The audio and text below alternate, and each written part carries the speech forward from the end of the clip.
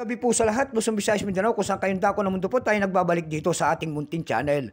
Samuel Soriano TV29. At para Samuel Soriano TV29 ay Samuel Soriano TV29 po para mag-discuss ulit ng another coins.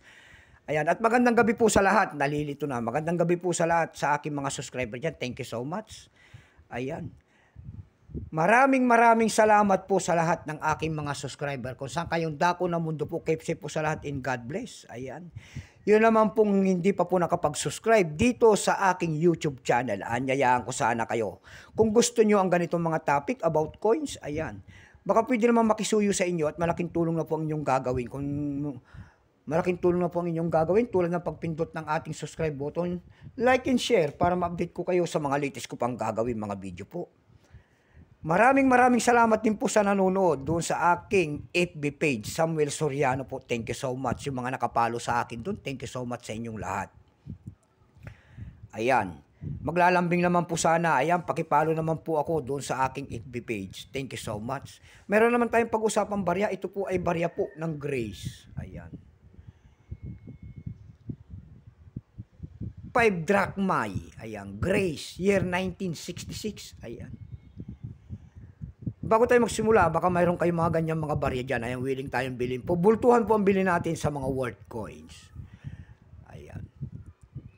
Bago tayo magsimula sa ating talakayan, ayan, kilalanin mo muna natin siya para makita natin ang kanyang presyo. Issue po, Grace. Period, King Constantine II, 1964 hanggang 1973. Type nito standard circulation coins, years 1966 hanggang 1970. Value nito 5 drachma, Grace. Currency third modern drachma, 1954 hanggang 2001. Composition yan ay copper nickel, may bigat lamang 9 grams, may habang 28 mm, may kapal po naman 2 mm, hugis po bilog. Orientation nito ay middle alignment. Number M-551, reference number KM-91. Constantine, King of the Grace, 1966. Ayan. Ito po ay dalawang klase ang inilabas. May proof po ito na 0.7%. Pero itong hawak natin, 1966, ayan. Cremica Mint, ayan. 82% itong hawak natin. Kung ilang piraso naman ginawa rito ng Grace sa barya na hawak natin, ito po ay 120 million lamang. May price na po ito doon sa ating numista. Binigyan na po ng presyo. Yung kanyang verifying 27, extra fine 49, almost ang circulated 51. Ang circulated nito, 180 pesos na. Dako tayo sa kanyang presyo. Doon sa ating EB.com, nakakita tayo nagbebenta doon ng $4.99. Mayroon naman tayo nakita doon ng $2.39. And then 168 pesos.